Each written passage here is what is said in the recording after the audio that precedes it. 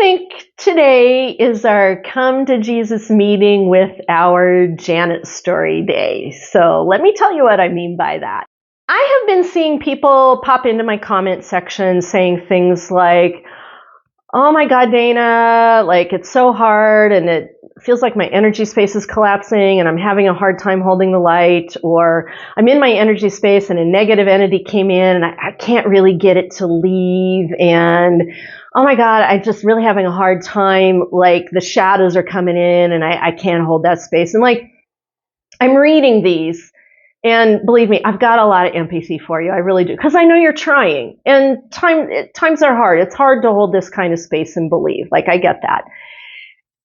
And I've been going through these comments and looking at it, reading it, going, story's coming up, and it's the story of Janet. And so I want to share with you the story about Janet to give you some ideas about what you might be able to do in this space. So buckle up. Let's get into this thing here. So Janet, the story begins, it's my time in Durango. It's my spiritual awakening, and I'm drinking all the Kool-Aid, taking it all in, like spirit team is feeding me rope, and I'm just taking the rope. Like I hadn't learned that you can like stop. Hadn't learned that yet.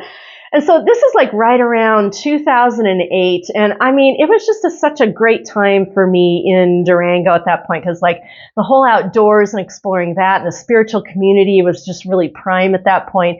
And one of the things in the spiritual community was this event every year called the Durango Whole Expo. And I went to this Durango Whole Expo without fail for quite a few years. And in about, I think it was like second year that I went there. So it's like 2008-ish. I go there and, I'm there to do my gift to provide for other people. And that's a whole story. But then I'm also meeting other vendors, other people. And there, there's this whole networking thing going on and my mind's getting blown. It's so wonderful. And there's this one lady that I meet and her name is Janet. And Janet has this table of like these beautiful power pieces that are wire wrapped, and there's Anasazi stuff going on, and then her other artwork. Like she had this whole artistic thing going on there, okay? And like we fell into a conversation and we're chatting it up, and all of a sudden she's like, Dana, I think our conversation is much longer than here at the show, and like I think you need to come out to my place and see my place, and we need to continue our visit. And I'm like, great. I'm like along for the ride. So we swap information. And then remember, this is a time where we don't have the whole GPS thing yet. So you're still using paper maps and writing stuff down to help people, find locations. And she wrote down, I can't remember if she wrote it down or I took it down over the phone, but basically the directions to her place read like a dog's hind leg. It was just like this way and that way and this way. Like, I mean, it was, and then all of a sudden, like in the middle of this, I'm realizing, what am I getting myself into, Dana? So what you need to know is like where Janet lives. Janet lived halfway between Durango, Colorado and Pagosa Springs, Colorado, south of the road, off into the woods. And if you know that road and you know that part of Colorado, it's woodsy with pine trees and scrub oak, and it's a bit arid. And you get off the road in the hills and the hollers, and you really are out in the middle of nowhere. And I'm accustomed to that as a country Colorado girl, backwoods, mountain kind of girl. I'm accustomed to that. But still, there was part of me that was like, is this the smartest idea? So the day comes for me to go meet up with Janet. I'm driving down the road and pull off the highway, and sure enough, it's just like this way and that way, and then there's no road signs, and it's landmarks, and take this. I mean, it was crazy. I mean, these people, they truly were off grid. They were just about as off grid as they could get.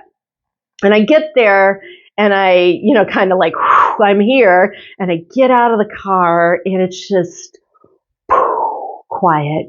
Like beautiful forest quiet. And Janet, off at a little bit of a distance, she had built her medicine wheel, beautiful, rocky, artistic medicine wheel.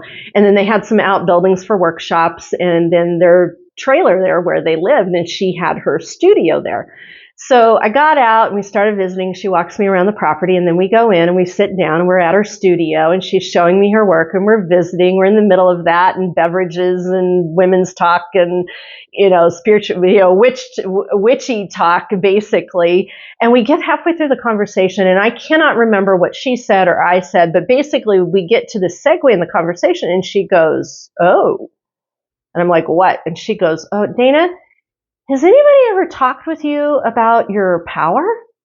And I'm like, "I don't know. I don't really know what you're talking about, Jan." And she's like, "I don't think anybody's ever really talked with you about your power." And in parentheses, she's talking about like women's power, feminine power. Now, the home I grew up in and the women that I come from, they were not withering violets. Let's just put it that way. There were some pretty bold women, but there was never this talk about a woman's power.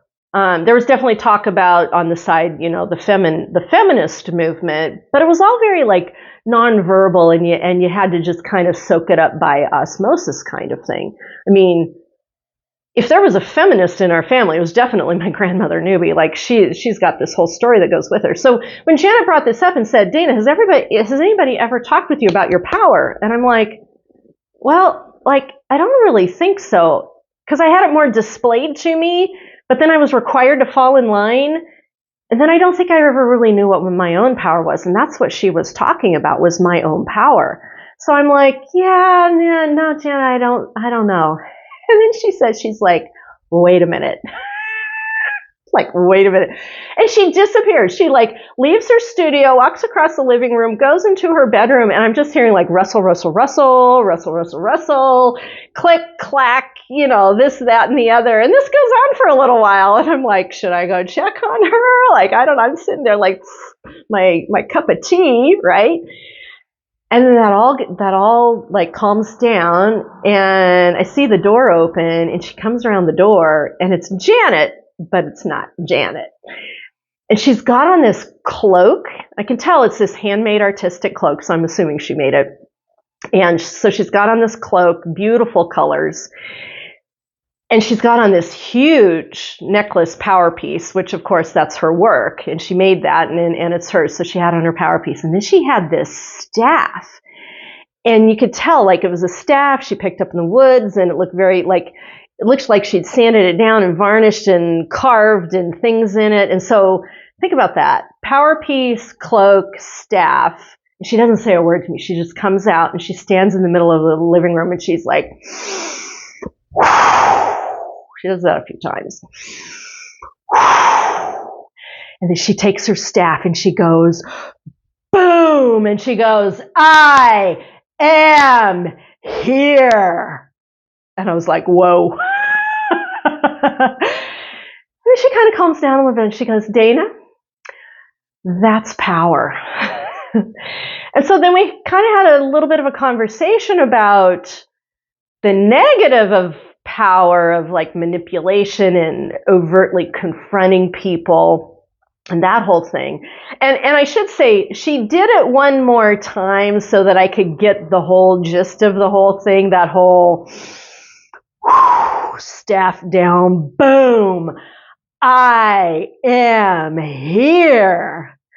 And like as she did that, you can feel that roll through your body.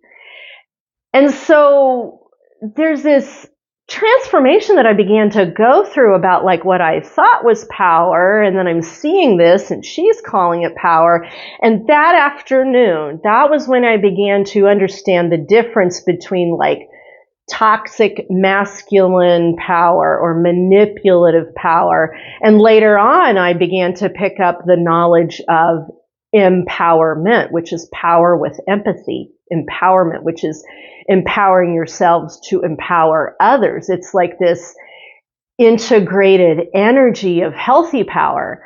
And then I became very aware of toxic femininity, which is passive-aggressive power, manipulative passive-aggressive power. So Janet started for me that afternoon an exploration for me of my own power, and then seeing where it's out of balance in both the masculine and feminine, and where we want to hold that integrated space with it. And I also learned that afternoon that even though the necklace didn't give her the power, and the robe did not give her the power, and the staff did not give her the power, these are the items that held a vibrational tone, which was like a vibrational cue for direction.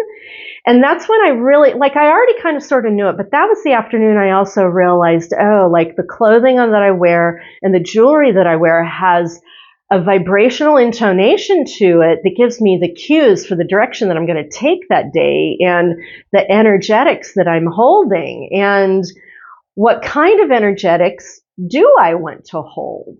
Okay.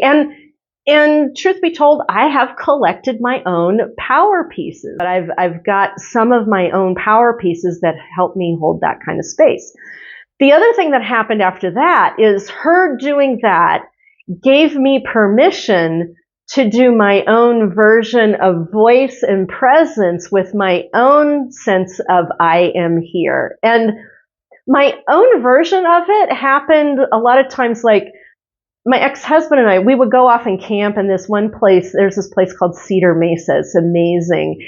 And we would set up a camp and do our hike, and then in the evenings do our campfire. And sometimes, I can't believe I'm going to tell you this, sometimes I would strip down naked and run off barefoot into the woods and find the highest rock that I could, and I would stand there, and this really worked great on full moons, and I would howl at the moon, "Arr!" just like as loud as I possibly could. And one time when I did this, the coyotes howled back. I run back to camp real fast and throw my clothes on. And the next morning we're out hiking, and we traced back to where I was at, and we found coyote paw prints at the rock that I had howled on. They tracked right in. So I did my own kind of wild empowerment. Another example would be, the movie I Love You Man, and the Jason Segel, Paul Rudd character, and they go out underneath the pier, and the Jason Segel character is like, okay, let's hear you scream, and Paul's like, that, and then finally is from the gut, and he goes, wah, and he screams and yells. And it's that kind of stuff of exploring, voice and presence and energy through your body at this whole other level that we never get permission to do in polite society, and especially in polite spiritual society, right? Let's go back to that whole thing about women being required to be demure and calm and keep it all together and be the peacemakers and don't ruffle the feathers. What Janet showed me was this is the complete opposite of that. And once I really got it, I went out and began experimenting with this and exploring it. And once I began to really get it, I'm like, good God, we have just been under lockdown for so long as women, and it's just not been very fun at all.